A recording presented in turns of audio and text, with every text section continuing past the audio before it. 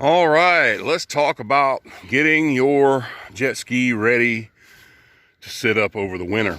That's what this video is going to be about. I'll do one for each type of ski I've got. I've got a couple of these Yamahas right now, and they're both 800, so they're both going to be the same. But you want to get your jet ski ready to sit for a few months. People in colder climates, you've got extra precautions that you're going to want to take. I'm in the south. It doesn't get super cold. Sometimes we get some cold weather, but never horrible like you people up further north. But we'll go over some things that you want to do. And number one, you want to get your carburetor, all of the fuel run out of it. So what you're going to do is crank your jet ski up, turn your fuel selector to off, which on these Yamahas is this position here. You can barely read it in the lettering there. So switch this to off, run all the fuel out of your carburetor, and then you're going to want to make sure that you put some fuel stabilizer in your fuel, because it's going to be sitting for a few months. I particularly use this brand. I'm sure there are other brands out there. It tells you on back how much to add for how many gallons of fuel you got. I know this thing isn't completely full. I'd say it's about half full. I think this is a 17-gallon tank on these. So there you go. I've got, 8 gallons or so of fuel in here that I need to treat with the stable. I'll pour that in, maybe try to shake it a little bit. But also I'm going to use an oil. You can use fogging oil. You can use you could probably use WD-40, but fogging oil or Seafoam would be better. You pull your plugs and spray that down in there, because as this thing heats, cools, you get condensation in the metal. The metal will sweat. I mean, you can even see out here it does it. And you want to protect your rings and those cylinders from getting a rust spot while it's sitting up. Also, you'll want to take your battery out, put it up in your garage, maybe keep it on a trickle charger. What I do is I use these solar chargers like this. They used to be $25 at AutoZone. I don't know what they are now. And you can just leave that out here with this on the ski, have it outside of your cover, because you do want to cover up your jet ski or put it in something like that tin over there. You want to protect it from the elements as much as you can. Use this or a trickle charger plugged in. It's best to put your battery in a warmer area, but if you don't have that option, something like this will work, or you can run a trickle charger. This, I don't have to worry about powering it. I can have the thing sitting out in the woods with one of these connected to my battery. It's going to keep my battery maintained. But you're also going to want to do, see how that trailer's tilted there? Keeps this from happening when it rains, because even if you have a cover, if it's sitting like this, these footwells are going to fill up, and you're going to want to keep it drained. But of course, obviously, you've got to have your wheels chocked, and it makes it easier the further, if you get your hull a little bit further back off of this, it makes it easier for you to tilt it up, because it's just leverage. And it makes it easier to tilt up just like that. You can see how far back it is off of that white bumper. It makes it really easy to tilt. But we'll go over the procedures that I'm going to do, and I'll show you the hoses. I'm actually going to, in places where it doesn't freeze up, this may not be that big of an issue for you, but I'm going to go ahead and do it to show you, because water can get in these hoses and sit down in there and ice up if it gets really cold. Also want to rev it a little bit while I'm running it, to try to get some of the water out of the water box. You're never going to get all of it out, but we'll do that next. So we're running this not on the hose to get the fuel out.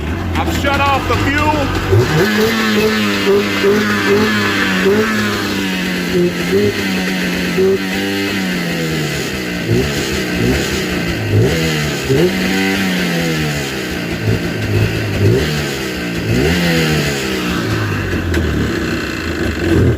And it's running out now. See that? I just ran the fuel out of the fuel line because the fuel shut off. So that gets most of the fuel out of my carburetor. All right, that's step one. Done with that. Let's move on to the next. Okay, the next step, I'm gonna use compressed air to blow out my lines. On this one, you've got three that are hooked up to your water jacket. This one, and this one. So that would be here, coming off the top. Here, I think that goes to the little weep hole out front. And maybe these aren't so critical, but I don't see how something that simple, you know, would be that hard to just go ahead and blow the lines out, make sure the water's out of them. Now, of course, you do have the pump line that comes in on the bottom, not so easy to get to. And I guess you'd have to put some sort of antifreeze in here. If you live in a really cold climate, that RV antifreeze, I think it's usually pink. You could try to dump some down through there and it would get it into that line. So that would be another way to get to that line. Like I say, it doesn't freeze up too bad here where I'm at. So I'm just gonna blow out these and call it good. I guess I could stick the hose in there and blow it a little bit. But I wanna say there's some sort of a check valve in there. Yeah, I don't know that goes in without that twisty piece. Where is it? Oh, it's in my other jet ski. It's in my other Yamaha. The fitting that goes, it pops in and it twists, and then I think it'll open that passage for you. So you're gonna have to have that if you're gonna pour anything down in there. But blow out these lines.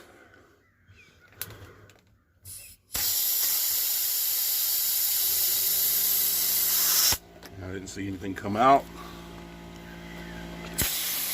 There it is. This is the one that goes to your weep hole right here. Blow that out. Blow this one out. And then, of course, like I said, you can get the, matter of fact, I'll just go get it. So, put that in. A little coupler that fixes on your garden hose. Most of these have a hose instead of just this nozzle piece like that. And you can blow that through a little bit.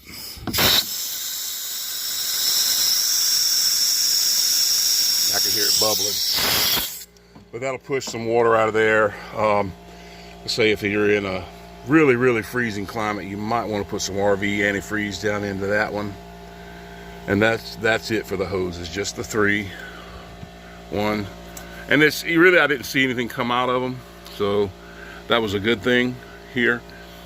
And like I say, your water box / muffler is gonna keep water in it. And if, it's gonna freeze, but it shouldn't crack it because it's not absolutely full of water.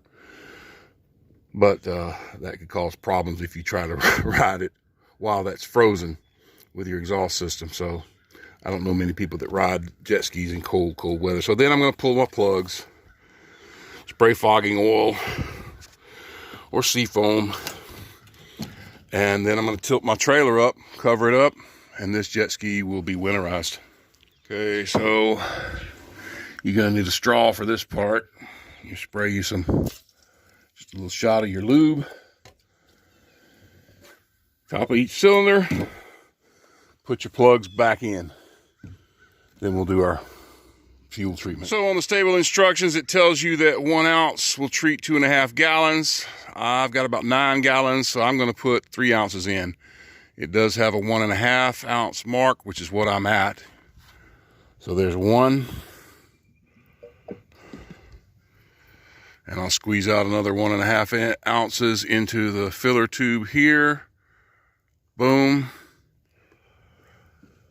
Pour that in. And like I said, I'll probably shake this thing up a little while it's on the trailer, just to mix it in a little bit with my fuel. Cover it, get it tilted, and that is how you winterize a Yamaha waverunner. But like I said, if you're in a colder climate, you're probably going to want to put some sort of a little bit of RV, that pink antifreeze through that tube, just to run it in that hose. The engine block on these, since it's a 2-stroke, it's not holding water in the block, and so you don't have to worry about that block freezing up with water in it. But if you want to err on the side of caution with your hoses freezing and possibly breaking, because there is a plastic T-fitting down there on the bottom, which I can't really show. You can look at some other videos and you can see it where I've got the hull empty. You may want to put a little bit of RV antifreeze. That's more environmentally safe and friendly. Hook my battery up to my solar, good to go. And that's winterizing the Yamaha. This will be the same on the GP 800, 1200s, the 760s. A lot of your old 2-strokes Yamahas, similar body styles, similar engine. It's pretty much going to be the same procedure as this. Thanks for watching Shade Tree Jet Ski. And then we're going to do a video on getting the Kawasaki ready.